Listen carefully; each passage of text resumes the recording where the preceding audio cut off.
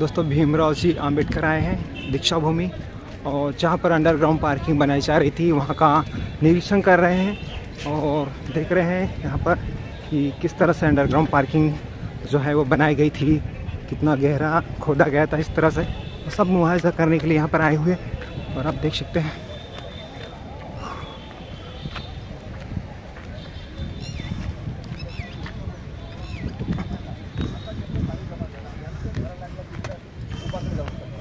आता कमी आहे बरं, हे फिलिंगही करते तरी ह्या भूगर्भ जेव्हा राहील याच्यामधलं खाली अंडरग्राऊंडमध्ये राहील, त्या अंडरग्राऊंडमध्ये पाणी जाणारच आहे। आता आपण हे दीक्षाभूमी एवढी मोठी त्यांनी मजबूत बांधली तरी तर तिथं पाणी जाऊन राहिलं आतमध्ये त्या हे वरचं जे स्ट्रक्चर बनेल, स्लॅब बनेल, ते स्लॅबमध्ये पाणी जाणार असं कोण नाही गॅरंटी देणार आपल्याला।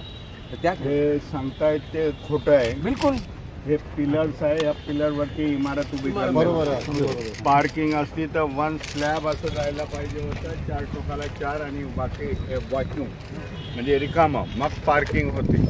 हे फसवण्याचा सगळा प्रयत्न, कॉलमच नाही वर घेतले असते, कॉलम वरती घेतलेत म्हणजे याच्यावरती काय ते इमारत वगैरे बांधण्याचा त्यांचा इरादा आहे। ते म्हणून राहिले की तिथं आम्ही तिथे करणार म्हणून अशी पार्किंग होत नाही बाबा, त्यांना नागपूरच्या एकाही लोकांना माहित नाही की हे करून राहिले म्हणून। ज्यावेळेस उठाव झाला त्यावेळेस माहित पडायला लागली की पार्किंग व्हायला लागली। पार्किंग करण्यासाठी साहेबांनी त्या बाजूला हा तिथं क्रिकेटचं चालते, तिथं हे काय करायचं होतं त्या बाजूला आता याच्या पुढं असा स्टँड आहे बाबा, इथे काय करायचं, काहीच नाही करायचं इथं।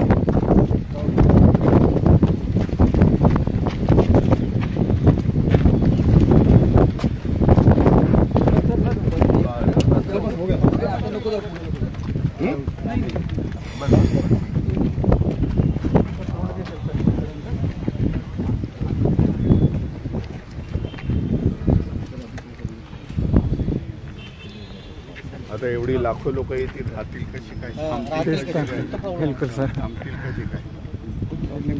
परत लॉ अँड ऑर्डरचा प्रश्न येणार, प्रशासन बोलणार कायदा हातात मध्ये घेतला, हो थांबणारे नाही बाबा, बाहेरून येणारी लोक बाबा उद्रेक करतील। कलेक्टरला आम्ही बोललेलो, ते झालं तसं प्रशासनाची जबाबदारी असं सांगून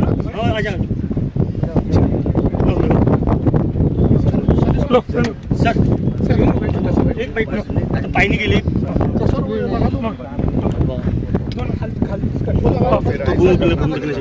सर, दीक्षाभूमी तिकडे दाखवून ना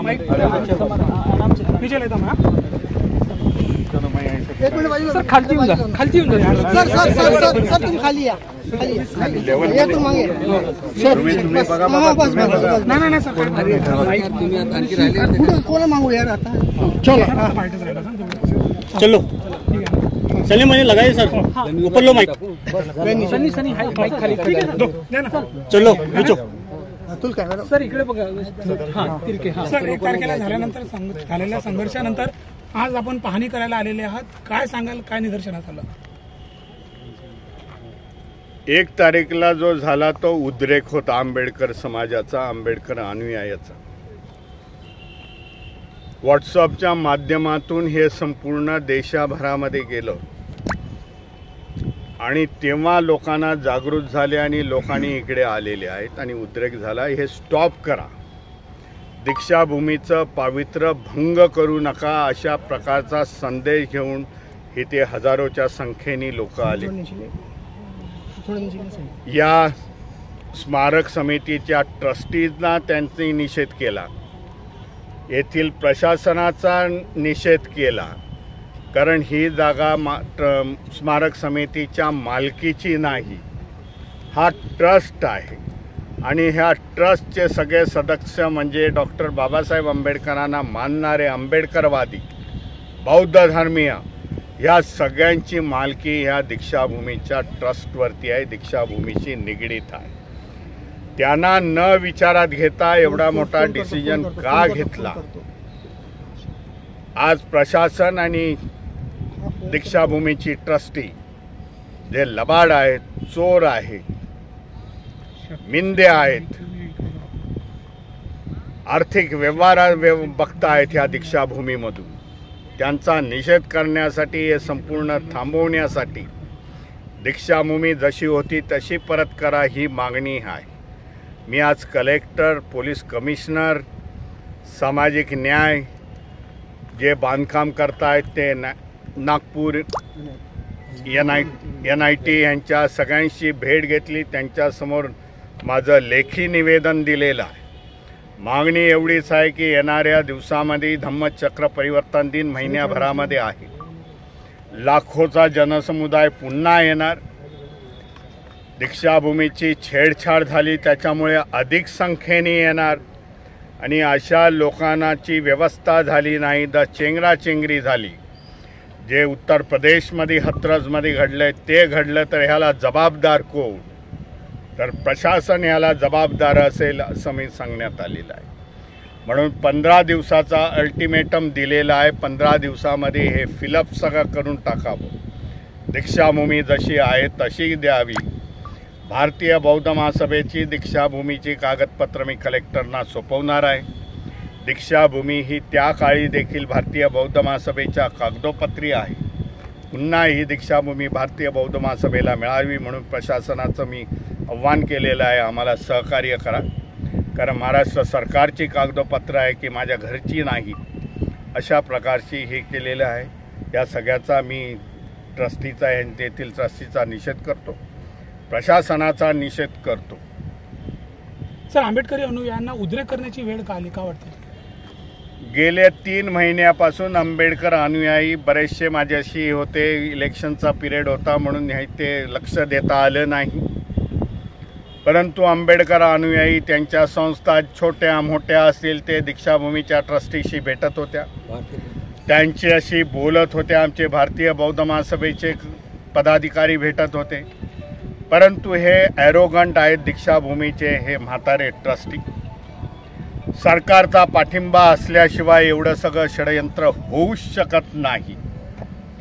त्यांना जेव्हा समजलं की 2-3 महिने होऊन देखील दाद मागत नाहीत, इलेक्शन संपल्यानंतर हा उद्रेक झालेला आहे.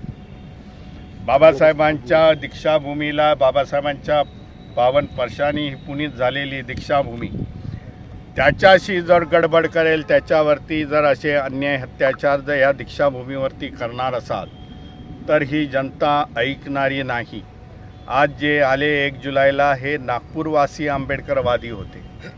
जर उद्या जर मेसेज संपूर्ण महाराष्ट्रात गेला तर लाखोचे लोक येतील. लॉ अँड ऑर्डरचा प्रश्न इथे निर्माण होईल. मी पोलीस कमिशनरना सांगितलं की त्याच्यामुळे काहीतरी लवकरात लवकर डिसिजन घ्या. ही दीक्षाभूमी फिलअप करा. ह्या मेसेज सोशल मीडियाच्या माध्यमातून सगळ्यांना दाखवून द्या. तर मग लॉ अँड ऑर्डरचा प्रश्न येणार नाही. बांधकामाच्या स्ट्रक्चरची पाहणी तुम्ही केली आहे सर. काय वाटतं हे बघून तुम्हाला की भविष्यात जे लाखोंची गर्दी होते विजयादशमीच्या दिवशी, त्या दिवशी काही घातपात होऊ शकतो? बांधकामाच्या ह्याच्यामधून दिसतंय की इथे काय पार्किंग नाही आहे. या पार्किंगच्या नावाखाली इथे मोठ्या मजली इमारती बांधण्याचा हा काहीतरी ह्यांचा डाव आहे. कन्स्ट्रक्शनमधलं आम्हालाही कळतं जे कन्स्ट्रक्शन व्हायला पाहिजे होतं तसं पार्किंगचं कन्स्ट्रक्शन नाही आहे.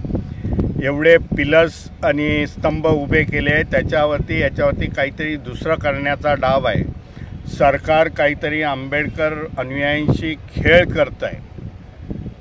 त्यामुळे हे संपूर्ण थांबण्यासाठी आंबेडकर जनतेची ही मागणी आहे. महाराष्ट्रातील नाही तर देशामधल्या लोकांची मागणी. 15 दिवसांचा अल्टिमेटम दिलेला आहे. 15 दिवसाचा अल्टिमेटम दिलेला आहे की हे सगळं फिलअप करण्यात यावं. नाही तर उग्र आंदोलन संपूर्ण महाराष्ट्रामध्ये होईल. अशा प्रकारचं मी निवेदन त्यांच्यासमोर सगळ्यांसमोर ठेवलेलं आहे.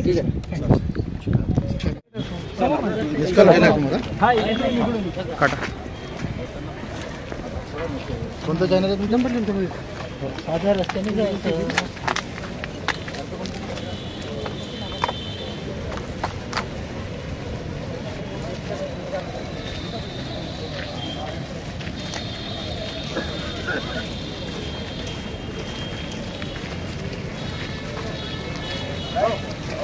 मोदी डॅमेज झालं ते बघून घेऊ 2 मिनिट. काय बोली उंचाच्या त्या अंतर मुलं जे आहेत ना ते डॅमेज झाल्यामुळे जे आहेत ना ते आपण सर त्यांनी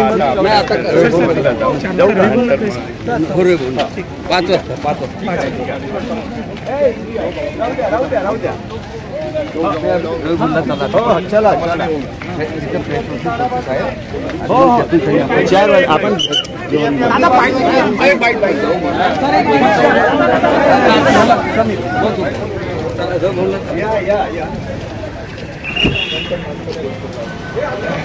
या रवी भवनला या रवी भवनला या ना गाडीमध्ये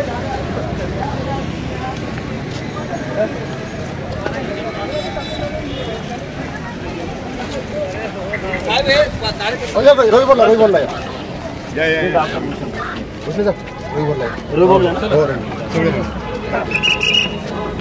तुम्ही रवी भवनला या रवी भवनला गेले ना बाईक नाही का तुमच्याजवळ चला ताई, हा भेटू मग.